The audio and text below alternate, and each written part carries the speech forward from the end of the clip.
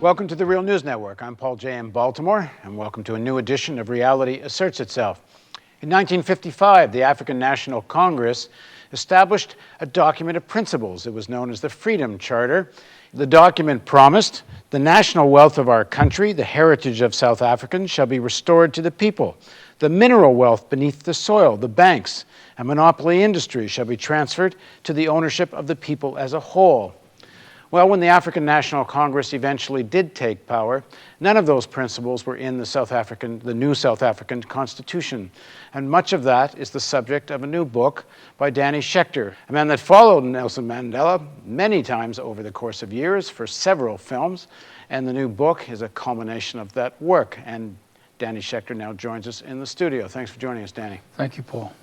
So, Danny Schechter is a journalist, author, a documentary filmmaker. He's the executive editor of MediaChannel.org, an online media issues network, and co-founder and executive producer of Global Vision, a film production company. His films include Plunder, The Crime of Our Time, which covered the subprime lending and economic crisis, and 6 films about Nelson Mandela. He also produced Emmy Award-winning segments for ABC News.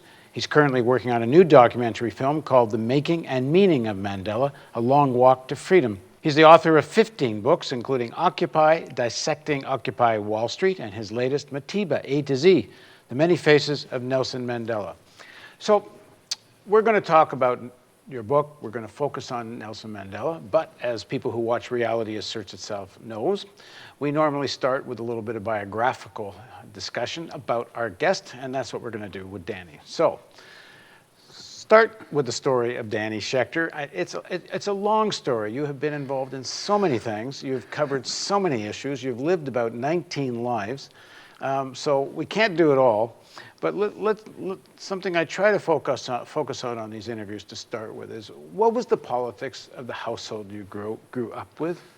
Right, I grew up in a home where my father had been was a worker in the garment industry. My grandfather was a shop steward in the Ladies Garment Workers Union. So I grew up in the ethic of sort of a democratic socialist culture. And also a bit of a Yiddish culture, because we were brought up in the Bronx in a housing project, a cooperative housing project. So these values were sort of instilled in me early on: a respect for working class culture, a respect for people who were struggling, not only in the United States but around the world, and also a recognition that sort of activism was sort of in my DNA. And I went to high school in the Bronx. I became the editor of the high school newspaper at DeWitt Clinton High School, but I also then became active in the civil rights movement. And it was there that I was really introduced to a larger world, a world of struggle throughout the United States and then ultimately around the world. Okay, before we get into your involvement in the civil rights movement, you're born in what year? I was born in 1942. So you're big war, my friend. This was World War II. Okay, the big war. And my father was, in the army, and my uncle was in the army as well. So, we grew up in that culture of in a way of deprivation, because we didn't have a lot of money. We were dependent on, the salary that a soldier gets. And I went to public school, and fortunately, I was able to live in this a co-op housing project built by the labor unions in the Bronx. So that's kind of how I was nurtured, where I was nurtured. You're 10 or 11 years old, you're living in this co-op, your family's kind of lefty in trade unions, but it's also now more or less the height of McCarthyism, the House of Un-American Activities Committee, Cold War propaganda, and you, in some ways, are the target of all of that. Are you aware of it as a kid? Well, first of all, my parents were anti-communists, not communists, because there have been bitter fights between the socialists and the communists. So they weren't really very sympathetic to the Communist Party and its politics. On the other hand, I was attracted to folk music and rock and roll later. And that music was the music of Pete Seeger and other people who were called fellow travelers, people who had really promoted communist causes and issues. So I was open to it. I wasn't really critical of it so much, but I was learning about politics through music and also through my own family. And so your family is socialist, but is opposed to the Communist Party. Right. And on the other hand, it's a pretty broad brush, McCarthyism and House of Un-American Activities Committee. I mean, Well, anyone on the left. there was a joke when people protested in Union Square, and the cops chased these activists, and the guy turned around to the policeman. He said, "Look, I'm an anti-communist," and the policeman said, "I don't care what kind of communist you are." So, those distinctions maybe were more clearer to people who were involved politically than they would be to the rest of America and the rest. Well, that's what I'm getting at. You're Yeah. clearly not part of the official accepted narrative. Yeah. Does that affect you as a kid, or are you embrace Well, that? You're concerned about it? I was aware, of these issues. I was certainly aware of McCarthyism.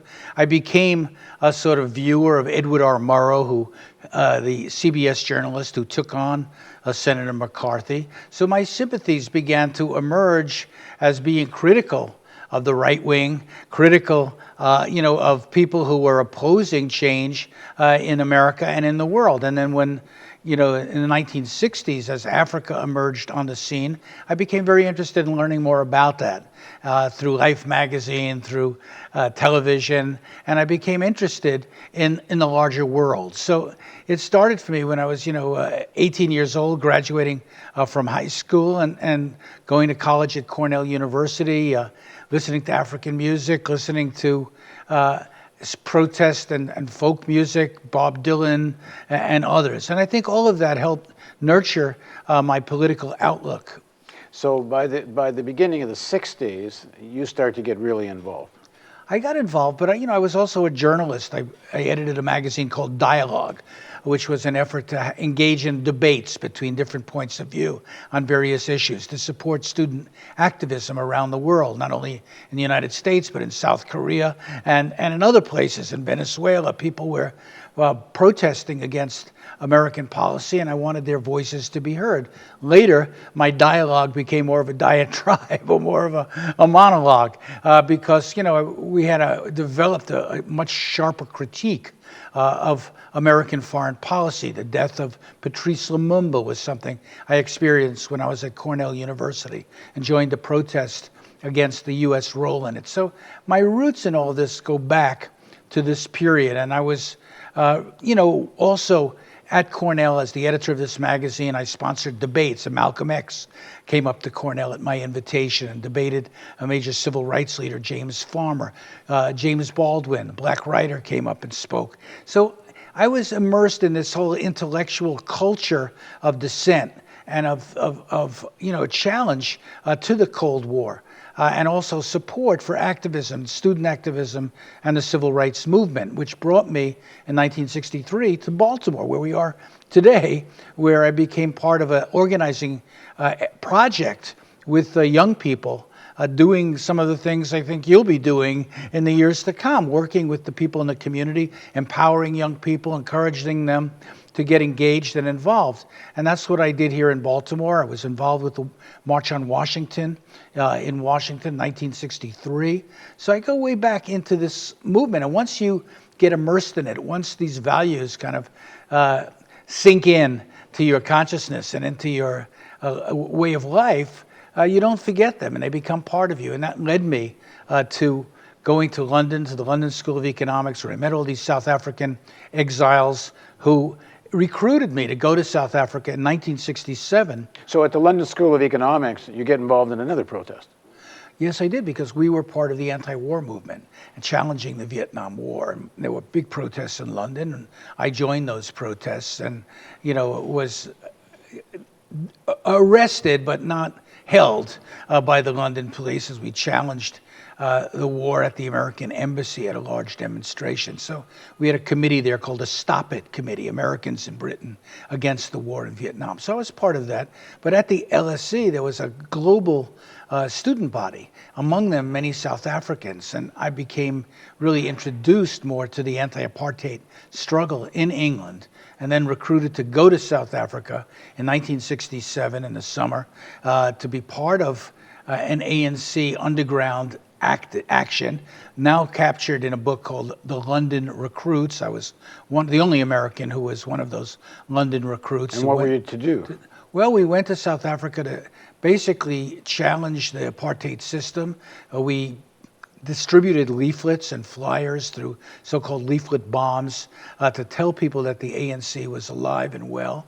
I also, was able to go to the funeral of Chief Lutuli, who was the president of the ANC before Mandela, and who was killed in under strange circumstances, and be exposed to the movement that was, at that point, the height of repression in South Africa, but they were resisting that repression, and I was able to experience it. And part of the reason to get these students from London is you white students could go do things in South Africa that black students or black activists couldn't do. Right. A lot of the ANC people were in prison. Mandela had already started his prison sentence, so it was very tough for them to organize. But an American could get in because an American passport wasn't suspect, and there were English students who went as well.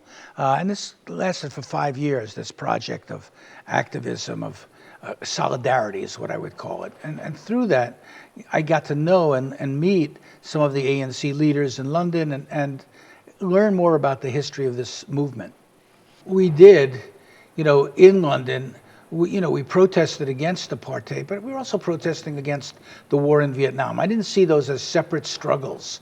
We saw it increasingly as an anti-imperialist movement against American domination in the world. And the U.S., in our view, was supporting apartheid South Africa, white South Africa. So we felt it was appropriate to challenge that a lot of these issues sort of came together and merged in our political view at that time. And you then did something that not many people that come from an activist background do, which is you kind of crossed the line to professional journalism and mainstream journalism, and quite successfully. Well, first I started with a magazine called Ramparts. It was the leading investigative journalism magazine of the 60s. And I did an investigation into the CIA, and the CIA was doing an investigation into me. And I've gotten some of my CIA files from that period that shows that they were interested and actually had a very distorted view of me. But there's a funny document of describing me as a person who was funky looking and wasn't, but was very popular with other students at the London School of Economics. So they were monitoring me and I was monitoring them. And through that process came to understand more about what the CIA was doing in Africa also, which was my assignment, my beat, so to speak, particularly infiltrating labor movements, infiltrating student movements, and also infiltrating liberation movements. Meaning this was what the CIA was doing. Your beat was to follow them. Exactly. Yeah. It was like a Snowden, but without the access to the documents that he had. And, we tried in our own way to make this information available. When I went back to America, I launched something called the Africa Research Group, which was an attempt to get documents and disseminate them about what the U.S. role in Africa was. So I had this long immersion in these issues, but I also thought, well, I've got to find a job. I've got to decide what kind of career I'm going to pursue. And I ended up working in rock and roll radio in Boston. I became the news director, known as Danny Schechter, the news dissector at WBCN in Boston. And I was there for a decade and became a Nieman Fellow in journalism at Harvard and ended up working for CNN and then ABC News. And at ABC News, you're now doing straight mainstream journalism. So how able are you to follow, the facts of the situation? You've come from this activist background. Well, when you work in corporate journalism, you're always working to see what you can get away with, what kind of stories you can cover and not cover. And I was, because of my background in rock and roll, I was interested in cultural stories as well as political ones. So I did profiles of the first piece on rap on network television, a profile of Bob Dylan, a profile of Bruce Springsteen, of Tina Turner, of the artists that I admired and respected. At the same time, I began to do investigative stories, including an investigation into something that happened during the Vietnam War, the children who were actually brain damaged when a plane crashed in Vietnam. And I won several Emmy Awards and was able to do a lot of programs that I felt were worth doing, although there were times when you had to compromise and do what they wanted you to do, which was far less political usually and more cultural or service features. And So then what happens from there? Because you then wind up in what's people call alternative media, independent media. Well, I worked at ABC for 8 years.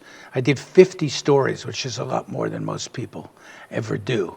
And I decided that the whole direction of big media was changing more towards celebrification of stories, less serious investigative reporting, less real news. And so I left and with a partner created Global Vision, independent television company. And one of the first things we did to put ourselves on the map was to create a television series called South Africa Now. And the idea of it was, let's cover South Africa with South Africans. Let's get their story through their own eyes and their own experience. And so we worked with crews in South Africa. We did 156 weeks of this series. That's how I got to be known in South Africa, because this series later was on the air in 40 countries. And we followed it with a human rights series called Rights and Wrongs, Human Rights Television. So we covered the whole world with video diaries, with analytical stories about human rights abuses and the like. And then I began to become more interested in making longer form documentaries, and I've made almost 30 of them. And many of them about South Africa and Mandela? Some about Mandela, because that was an outgrowth of the South Africa Now work. We did a film about him when the day he was released on PBS nationwide.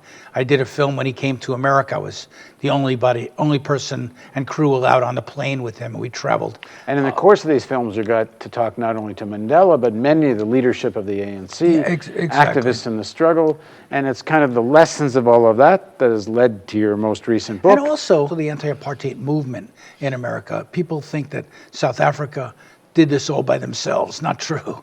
There was a large global anti-apartheid movement which supported the South African struggle and fought against the ways in which the U.S. government was collaborating with South Africa. And they led to the passage of the Anti-Apartheid Act, sanctions on South Africa, pressure on South Africa, which led to the cracking of the apartheid system. So it was an external and internal battle going on at the same time. Okay, and in the next segment of our interview, we're going to talk about Danny's book, which takes up many issues to do with the life of Mandela, but it's not just about the life of Mandela, it's also about the success and failures of a revolution. Which isn't just about one man. But what I started in the introduction with, the promises of the Freedom Charter, why those did not come to pass, why there wasn't nationalization of mines and banks and such. Why is it now that there's such continued economic inequality? And it's a matter of a lot of discussion and debate, because it has a lot to do with what comes next, and struggles all over the world want to learn from what happened in South Africa. So we're going to continue in part 2 of Reality Asserts Itself with Danny Schechter on the Real News Network.